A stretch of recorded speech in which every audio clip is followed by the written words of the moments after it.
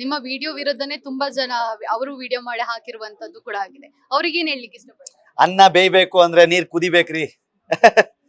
ಅನ್ನ ತಿನ್ಬೇಕು ಅಂತಂದ್ರೆ ನೀರ್ ಕುದಿಬೇಕು, ಅನ್ನ ಬೇಯ್ಬೇಕು. ನಾವು ಅವರೆಲ್ಲ ಕುದಿಸ್ತಾ ಇದ್ದಾಗ ಅದು ಬಿಸಿ ಆಗ್ತಿದೆ ಅಂತ ಅನ್ಕೊಳ್ಳಿಲ್ಲ. ಸರಿ, ಅನ್ನ ಪ್ರಿಪೇರ್ ಮಾಡ್ತಾವ್ರೆ ಅಂತ ನಮ್ಗೆ ಗೊತ್ತಿತ್ತು. ಈ ದಿನ ಬಂದೇ ಬರುತ್ತೆ ಅಂತ ನಮ್ಗೆ ಗ್ಯಾರಂಟಿ ಇತ್ತು.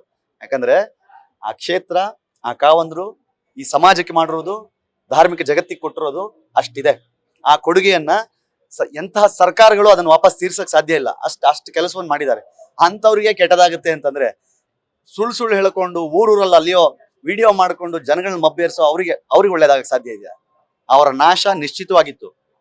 ಇವರು ಒಂದಲ್ಲ ಒಂದಿನ ಅಲ್ಲಿ, ನಾನು ಯಾವಾಗ್ಲೂ ಹೇಳ್ತಿದ್ದೆ, ಆ ದೇವಸ್ಥಾನದ ಮೇಲೊಂದು ಕಾರ್ಮೋಡ ಬೆಳ್ಕೊಂಡಿದೆ. ಅದು ಗಟ್ಟಿಯಾಗಿ ದೇವಸ್ಥಾನದ ಮೇಲೆ ನಿಂತಿದೆ.